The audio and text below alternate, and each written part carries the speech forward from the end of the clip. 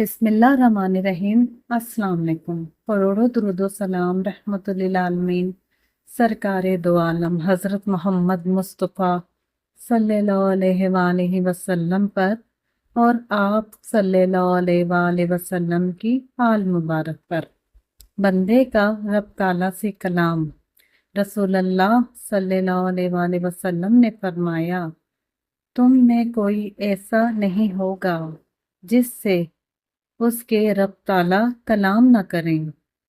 اس کے اور بندے کے درمیان کوئی ترجمان نہ ہوگا اور نہ کوئی حجاب ہوگا جو اسے چھپائے رکھے۔